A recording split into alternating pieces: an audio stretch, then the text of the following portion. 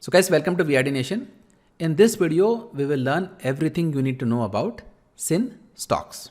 So the term sin stocks refer to stocks of companies engaged in immoral or unethical businesses, right? So the businesses that exploit human weakness to make a profit. So think about alcohol, gambling, and tobacco. They are the most obvious examples of sin stocks, but the list can become a little longer if you take into consideration some other perspectives, right? So let's say, for example, people of certain faith who believe that lending money is immoral, they would say that banks and NBFCs, they are sin stocks.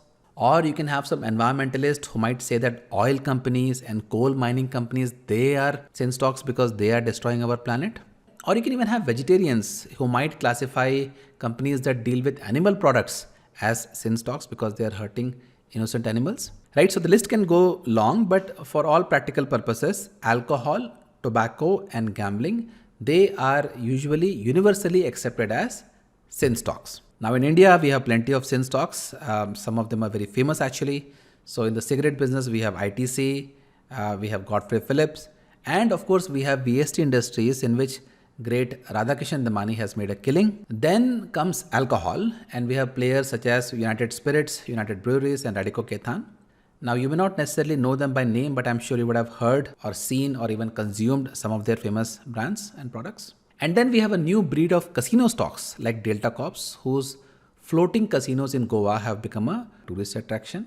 Now the question then comes at, why are investors addicted to sin stocks? Well, the investors are high on sin stocks because of the fact that these companies are recession proof, right? So these companies, they don't really care about the economic cycle. The economy might be going up or it might be going down, but their businesses are always thriving, right? So as they say in Hindi that daru peene wale ko bahana chahiye.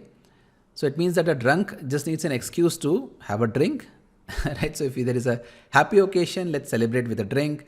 If it's a sad occasion, let's drown our sorrows in drinks, right? So that's basically the nature of these products. So the point that I'm trying to make here is that human weaknesses, they don't follow any economic cycle. We humans as species have always been vulnerable to these addictions, and as a society we have to pay for it. And I think one of the biggest stunning examples in recent times was during 2020, during the COVID crisis, when every other business was struggling to survive, right? During those times, sin companies were enjoying their customer loyalties because doesn't matter whether they have food at home or not, there were people lined up to buy liquor in locks and barrels. Now the other reason why investors indulge in sin stocks is that the government regulations makes it harder for new competitors to enter the market, right? So there are a lot of licenses and compliance requirements, and it's very hard for a new company to cross all these hurdles and establish themselves as a viable competitor. But here is the thing.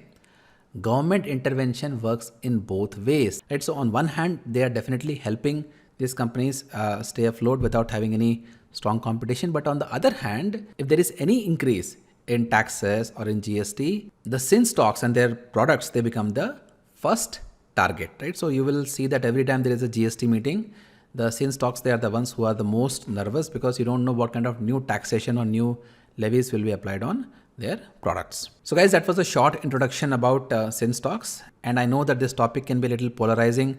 Some people might have very strong opinions about these companies, these stocks. So do let me know in the comments below, what do you think, whether sin stocks should be allowed to be publicly traded or not.